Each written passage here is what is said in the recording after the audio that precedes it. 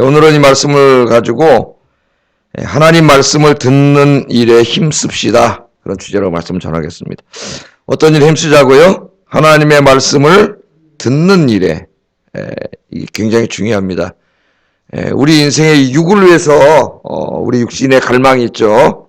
육신의 욕구가 많이 있습니다. 육신을 입고 있는 이상 육신의 욕구가 어느 정도 채워져야 우리가 행복하게 살 수가 있죠. 이러면 배가 고픈데 음식을 먹지 못하면 행복할 수가 없습니다. 우리 많은 이 욕구가 있는데 또 우리는 육적인 동물일 뿐만 아니라 영적인 존재이기 때문에 더 중요한 거는 영적인 갈망이 해결이 돼야 돼요. 돈이 아무리 많고 이 땅에 있는 것들이 아무리 많아도 영적인 갈망이 해결되지 않으면 행복하지 않습니다. 그래서 여러분, 돈 많고 시간 많은 사람들이 뭐하고 살겠어요? 죄 짓고 살아요. 여러분, 돈 많고 시간 많으면 행복할 것 같죠? 돈 많고 시간 많으면 인생이 지루해져가지고 세상에 즐거움 찾아다니다가 죄 짓고 살다가 죽습니다, 여러분. 그래서 인생은 막 이렇게 바쁘게 살면서 그 바쁘 가운데 시간 쪼개서 여러분 새벽에 나와서 기도하고 막 주일하고 집에 가서 또 막 가정일하고 또 사회 나와서 일하고 막 이렇게 사는 게 행복한 거예요. 자, 우리가 이 땅에 살아갈 때 육적인 존재이기 때문에 육의 갈망도 해결돼야 되지만 더욱더 영적인 갈망이 해결돼야 되는데 이 영적인 갈망은 이 땅의 것으로는 절대로 해결되지 않습니다. 아무리 돈이 많고 권력이 많아도 절대 해결되지 않아요. 우리 영적인 갈망은 하나님께서만 해결해 주실 수 있어요. 하나님이 이 영적인 갈망을 해결해 주시려고 우리에게 주신 게 하나님의 말씀입니다. 말씀. 그 말씀을 우리가 읽고 들을 수 있도록 책으로, 글씨로 하나님께서 계시해 주셨어요. 그래서 이 말씀을 가까이 하면은 영적인 갈망이 해결돼 가지고 여러분 마음이 평안해지고 기쁨이 찾아옵니다. 그런 은혜가 있기를 주의 이름으로 축복합니다. 자, 요한복음 7장은 언제 하신 말씀이라 그랬어요? 초막절이라 그랬죠. 초막절. 초막절에 있었던 말씀이다. 그렇게 제가 말씀을 드려서 지난주에 쭉 공부해 오다가 하나 남았어요. 지금 초막절에 하신 말씀이 하나 남았습니다. 자, 초막절에 사람들이 예루살렘에 모여가지고 뭐에 대해서 자기들끼리 계속 얘기했어요. 저 예수님이 좋은 사람이냐 나쁜 사람이냐, 저 예수라는 사람이 진짜 메시아냐 가짜 메시아냐, 어떤 사람은 진짜 메시아다, 하나님의 아들이다, 아니다, 저 사람 무슨 하나님의 아들 메시아냐, 저 사람 사람들을 미혹해 하는 사람이다. 오늘날도 막 예수가 누구냐 그래가지고 지금 그러지 않습니까? 중앙일보에 계속 나오잖아요. 요새 예수는 누구인가, 예수는 하나님의 아들인가, 신의 아들인가, 뭐 이래가지고 인간인가, 모험적인 인간인가, 지금도 예수님이 누구냐?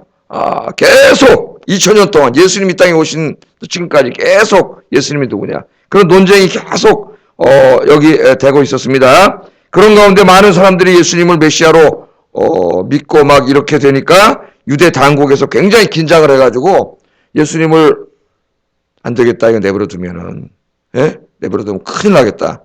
그래서 예수님을 잡아 죽이려고 그랬어요. 잡아 죽이려고 계획을 세웠습니다. 오늘 그 본문에 여기 나오는데 그 어떤 방법을 쓰려고 했냐면은 예수님이 설교를 하실 때에 그 군중들이 많이 모여서 이제 설교를 듣잖아요. 오늘 말씀해 보면은 그때 이 산헤드린 공회는 이제 뭔지 아시죠? 많이 들어서 이 로마가 이스라엘을 통치할 때 다른 나라와는 다르게 이스라엘에는 그 민족적 또는 종교적 독특성이 있기 때문에 이 자치권을 줬어요. 자치권. 그래서 그 자치권을 줬는데 그래서 그 이스라엘 사회를 다스리던 그 왕이 한 사람 있는 게 아니고 한 70명 정도, 71명, 70명 정도 되는 집단 지도 체제입니다. 이 사람들이 집단으로 다스렸는데 거기에 수장이 대제사장이에요. 그러니까 그 당시에 대제사장은 종교적인 인물일 뿐만 아니라 정치적인 인물입니다. 이 사람이 이 산헤드린 공회에서 체포를 하려고 어떻게 했냐면은 예수님 설교하시는데 이렇게 많이 이제 설교들을 왔잖아요. 그 사이에다가 자기네들의 사람들을 이렇게 이제 보낸 거죠. 변장시켜가지고. 거기 보내서 설교를 듣다가 예수님을 딱 체포를 하는 거예요. 왜냐하면 사람들이 많이 예수님 메시아로 믿는 사람들이 있기 때문에 그냥 사람들이 보는 앞에서 예수님 잡아오면 밀란이 일어나고 폭동이 일어날 수가 있기 때문에 그 설교 듣는 틈에 싹 끼어가지고 있다가 사람들이 이제 막 돌아가고 기회가 되면 딱 쥐도새도 모르게 잡아오라는 명령을 받고 이 사람들이 지금 예수님 설교하는데 끼어들어와 있습니다. 끼어들어와 있어요.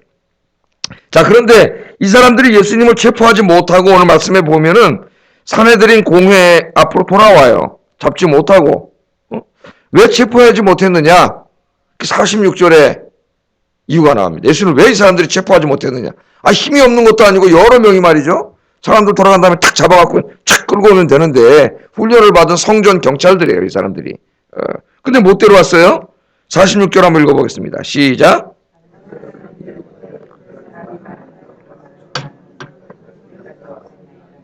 네. 자, 이 사람 보세요. 오늘 이 45절에 보면은 대제사장들이 보낸 사람들이 그냥 돌아오니까 아니 너 예수님 왜 못 잡아왔냐? 그러지 않습니까? 왜 그냥 빈손으로 왔냐? 안 잡아오고.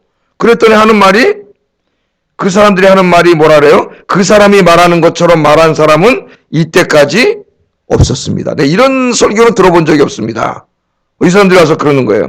그러니까 놀랍게도 이 성전 경찰들이 가서 예수님을 체포하지 못한 이유는 군중들이 무서웠기 때문이 아닙니다. 체포하러 갔어요. 사명감을 가지고 이제 쥐도새도 모르게 탁 낚아채가지고 딱 끌고 올라 그랬는데 왜 체포해 오지 못했다 그래요? 예수님의 말씀 때문이에요.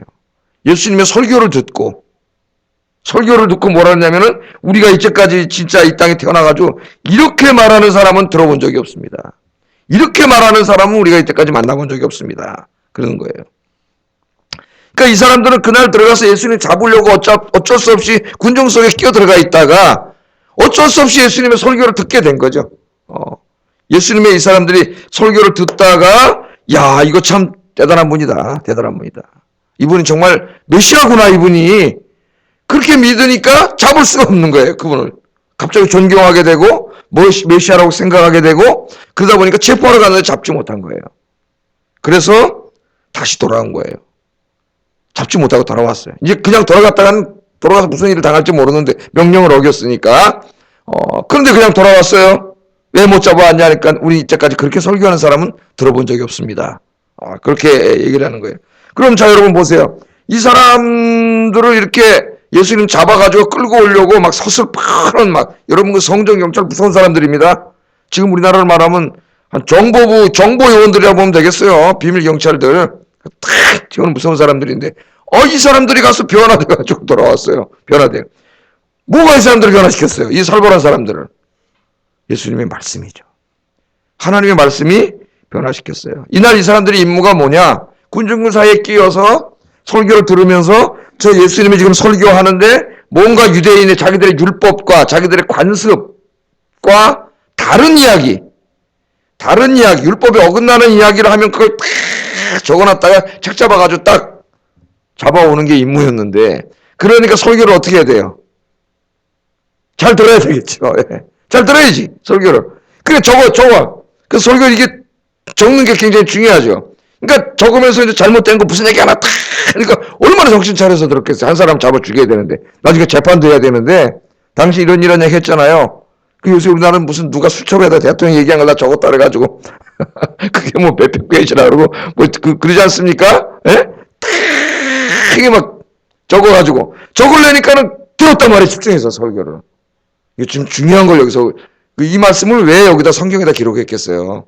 설교를 듣는 태도가 얼마나 중요한 걸 가르쳐 주려고.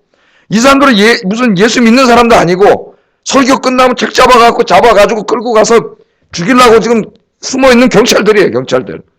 그런데 책을 잡으려니까 설교를 적을 수밖에 없었어요. 집중해서 들을 수밖에 없었어요.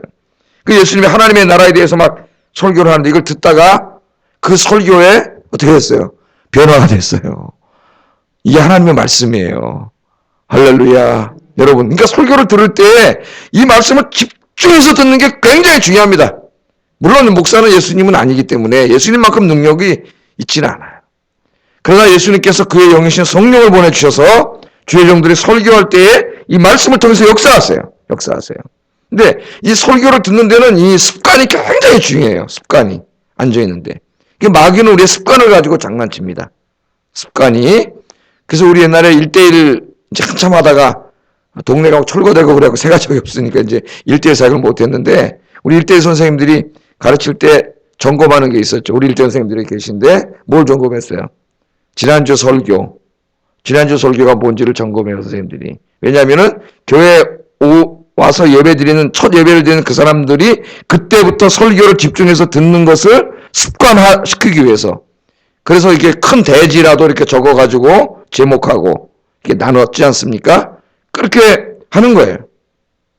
설교를 들을 때 처음부터 교회 와가지고 탁 지금 그렇게 듣는 분이 있어요. 설교를 엄청나게 이렇게 막 적고 듣고 막 예배 차로 집이 굉장히 먼데 예? 아내한테 전도 이렇게 가자 해가지고 여기 살다 이사 가셨는데 이제 우리 카페에 오고 미소라고 애가 그러다가 이제 부부가 왔는데 굉장히 잘 오세요. 지금도 하고 막 그 간증이 넘쳐요. 믿음이 놀라워요. 제가 다 얘기를 들어보면은 그 변화되는 게 놀라워요. 말씀을 쫙 들어요. 말씀을. 그래서 여러분 이 설교를 들을 때에 말씀을 들을 때에 집중해서 들으세요. 집중해서 이게 안 되면 기도하세요. 기도해야 됩니다. 안 그러면 자꾸 수업 시간에 앉아가지고 졸다가 딴 생각하다가 이렇게 습관이 돼버리면은 이 살아있는 하나님의 말씀이 선포될 때 아무런 이 사람의 영향을 미치지 못해요. 그 영적인 축복이 들어가지고 못해요. 자, 오늘 본문에 보면은 그 막 이 성전 경찰들 예수님 안 잡아왔다고 체크하고 예수님 욕하고 막 그러잖아요, 지금. 예? 그러니까 한 사람이 예수님을 변호하는 사람이 나오죠. 그 사람 누구예요? 50절, 51절 한번 읽어보겠습니다. 시작.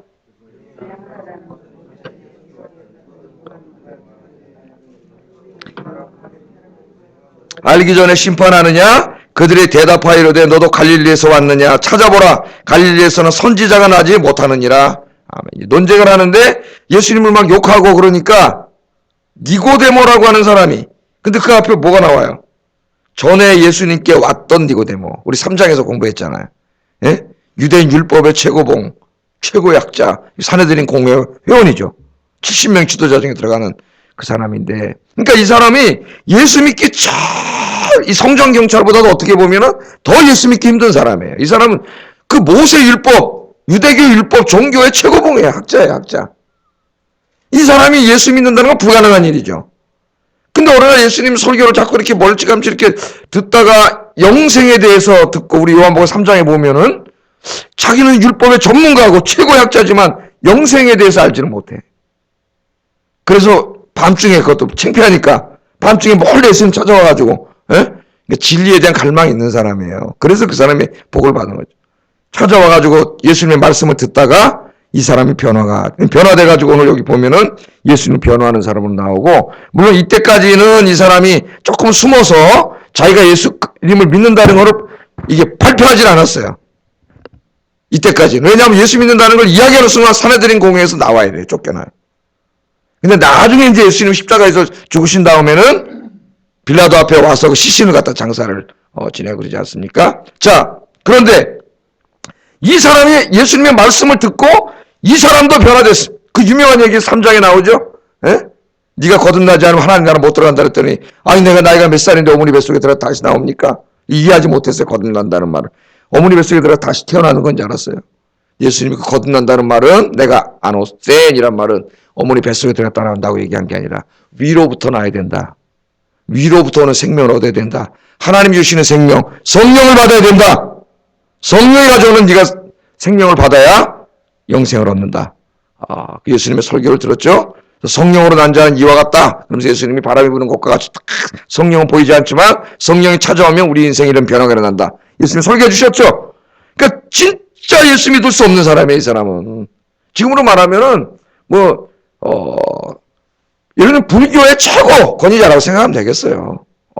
그런 분이 성격은 좀 다르지만 예수님의 설교를 듣다가 인생이 변화되고 예수님을 만났습니다. 그러니까 우리가 중요한 걸 배우는데 하나님의 말씀을 들을 때 역사가 일어난다는 거예요.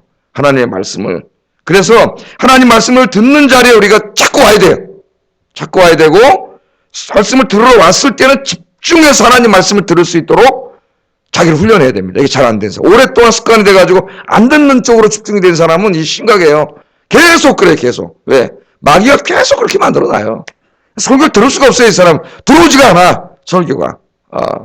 이 하나님 말씀을 계속 듣는 일에 집중해야 돼. 이 말씀을 듣다가 성전 경찰이 변화됐잖아요. 그 말씀을 들어서 책 잡아가지고 율법하고 잘못된 거 딱 적어놨다 잡아가려고 집중해서 들었는데 그 말씀을 집중해서 듣다 보니까 그 말씀에 누가 역사하세요? 하나님이 역사하시죠. 하나님의 말씀이니까. 인간의 얘기가 아니잖아요. 하나님의 말씀이 역사하니까 그 말씀을 듣다가 이 사람이 변화되는 역사가 일어났습니다. 요즘 우리가 성경 읽기 운동도 하고 또 말씀 듣기 운동도 하면 더욱더 말씀을 가까이 하시고 예배에 다 참여하시고 말씀 듣는 일에 집중하셔서 비록 목사가 부족한 말씀을 전하더라도 이 말씀을 통해 성령이 여러분 귀에 역사하시. 제 입에서 나가면 그 다음부터 성령께서 말씀을 가지고 여러분에게 찾아가시는 거예요. 여러분이 집중해서 들으면. 그래서 각자가 다 다르게 들어요. 각자가 처한 상황에 다 달라 상황이. 똑같은 말씀을 전하지만 다르게 은혜가 돼요. 오늘 이 아침에도 은혜가 되기를 주의 이름으로 축복합니다. 저는 물론 이제 목사니까 성경을 읽고 그런 게 여러분하고 조금 다르겠죠. 같이 읽더라도 읽고 저는 또 이제 다른 주석이라든가 학자들의 그 견해라든가 해석이라든가 여러 가지 책들을 다 이제 제가 연구하고 이렇게 하면서 저는 뭐 설교를 듣지는 않으니까 제가 설교하는 사람이니까 굉장히 그 깨달음을 받는 게 말씀밖에 없더라고요. 말씀을 읽고 설교 준비하다가 내가 이게 잘못된 길로 가고 있다는 거 반성하고 회개하고 내일도 수요 예배 에스겔 34장에 보니까 이 엉터리 목자들에 대한 하나님 책망하는 얘기가 나오는데 물론 그건 그 당시에 그 왕들에 대해 주로 얘기하는 거지만 신정 정치였기 때문에 교회 목사들에게 적용이 돼요 오늘날. 거기 보면 네가 너만 배불리고 네 양들 돌보지 않고 이런 얘기가 막 나오는데 막 양심에 막 찔리니까 다시 기도하고 내가 이렇게 하면 안 되겠구나. 다시 허리띠를 졸라매고 이거 다 뭐가 하는 거예요? 하나님 말씀이 하는 것이죠. 말씀에서 한없이 하는 거예요. 인간적인 어떤 이런 생각나다가 성경 읽는데 예수님 십자가에 죽으시고 인자는 머리 둘 것이 없다 그러고 그런 말씀을 읽을 때 다시 말씀 앞으로 돌아오는 거죠. 그러니까 말씀이 없으면 내가 어디로 갈까? 어떨 때는 실망하고 좌절하고 이제 이거 이렇게 있다가도 또 말씀을 읽는데 하나님이 또 그 말씀에 힘을 주세요. 용기를 주시고 목사 다 마찬가지죠. 그러니까 말씀이 없으면 신앙생활이 불가능해요. 하나님은 우리에게 뭘 통해서 말씀하세요? 여러분 직접 하나님 찾아오셔가지고 야 창모야 이렇게 하지 않으세요? 하나님은 이미 우리에게 이 말씀을 다 주셨어요. 여기 66권 여러분이 열심히 읽으시면 여기서 하나님 말씀을 듣습니다. 또 목사의 설교를 열심히 듣고 예배 시간마다 다 참여해서 설교를 들으면 그 하나님 말씀이 선포된 걸 들어요. 이 말씀이 여러분에게 양식이 돼가지고 저기 본당에다 써붙여놨잖아요. 여러분의 영의 양식이 돼요. 그 영적으로 건강해져야 여러분 모든 게 잘 돼요. 사랑하는 자의 네 영혼이 잘됨과 같이 네가 범사가 잘 되고 강건하기를 내가 간구하노라. 서두환이 그랬지 않습니까? 그러니까 우리가 먼저 내 육신이 잘 되려고 하지 말고 내 영혼이 잘 되는 일에 힘써야 돼요. 내 영혼이. 네 영혼이 잘 된 것 같이 네가 범사에 잘 되고. 영혼이 잘 되는 게 뭡니까? 하나님과의 나의 영적인 관계가 잘 되는 거예요. 그걸 주는 게 말씀이에요. 말씀은 우리를 치료하는 힘이 따르지 않습니까? 목사의 마음도 치료하고 내가 잘못된 길로 이렇게 나태한 길로 이렇게 가고 있는데 나를 확 보게 하는 거죠. 말씀을 통해서 하는 거울이 돼가지고 보게 해서 이러면 안 돼. 부끄러운 모습을 확 보게 해가지고 다시 돌려놓고 이게 뭐예요? 치유하는 힘이에요. 치유하는 힘. 그래서 히브리서 4장 12절에는 하나님의 말씀은 살았고 운동력이 있어 좌우로 나선 어떤 것보다도 예리해서 심령의 골수를 쪼개기까지 한다. 하나님 말씀이. 그 칼은 수술용 칼이에요. 좌우로 나선 검은 수술용 칼. 이 세상에서 제일 잘 드는 칼이 수술할 때 쓰는 칼이에요. 그걸 어떻게 합니까? 우리의 병든 부분을 하나님 말씀으로 다 도려내는 거죠. 깨닫게 하고 치료하고 바로 서게 하고. 그런 말씀의 작용이 없으면 그 암세포가 다 퍼져서 죽어요. 영적으로. 그러니까 말씀을 듣고 읽지 않으면 죽어요. 영적으로. 그냥 완전히 다 그냥 장악돼 버려요. 그래서 말씀을 듣고 말씀을 읽고 그 말씀이 우리를 수술하고 치료하고 영의 양식에서 힘이 되어주고 우리 길을 인도해주고 그게 하나님의 말씀입니다. 그래서 로마서 10장 17절에서 사도 바울은 믿음은 들음에서 난다 그랬어요. 듣지 않으면 믿음이 생기지 않습니다. 그러므로 예배에 주일만 와가지고는 믿음이 잘 생기지 않아요. 자꾸 예배 참석해서 하나님의 말씀을 들어야 돼. 우리의 믿음이라는 건 들음에서 나요. 물론 이게 전도에도 사용되지만은 사실 우리 모두에게 해당되는 말씀에 자꾸 하나님 말씀을 들어야 믿음이 생겨요. 믿음이. 그리고 이 그리스도의 말씀을 들음으로 우리는 믿음이 점점 더 건강하고 강해질 수가 있습니다. 이 말씀은 변화의 능력이 있어서 성전 경찰도 변화시키고 니고데모 같은 자도 변화시켜요. 전도해서 교회로 데려오세요. 예, 데려오세요. 다음 주에 가족 또 다 데려오시고 주변 사람들 데려오세요. 요즘 새로 등록하는 사람이 있어요, 없어요? 예? 잘 보입니까? 안 보입니까? 전도를 안 해요. 그러니까. 매주 교회는 사실 새로운 교인들이 계속 등록하고 새 가족이 늘어나고 이런 기쁨이 가득해야 돼요. 물론 여기 철거가 돼갖고 사람이 없어요. 아무도 없고 동네 지나다니는 사람도 없고 지금 상당히 어려운 가운데 있지만 그래도 여러분 주변에 친구들도 있고 아는 사람도 있고 주님 전에 와서 하나님 말씀 듣고 그들의 인생이 변할 수 있도록 여러분 더욱더 전도도 많이 하시기를 주의 이름으로 축복합니다. 우리 기도하겠습니다. 하나님의 말씀은 능력입니다. 그래서 오늘 말씀에도 보면 예수님 체포하려고 갔던 성전 경찰이 그 예수님의 말씀을 듣는 중에 변화됐습니다. 변화됐어요. 믿음은 들으면서 납니다. 하나님, 여러분 기도하세요. 내가 여기 나오신 분들은 다 이렇게 잘하고 계신 분들이지만 하나님의 말씀이 선포되는 예배에 적극적으로 참여할 수 있게 해주시고 예배에 참여해서는 집중해서 하나님 말씀을 듣게 해주시고 그죠? 집으로 돌아가서 이 말씀을 깊이 읽고 묵상해서 말씀 가운데 역사하시는 하나님을 날마다 만날 수 있게 해주세요. 같이 기도하겠습니다.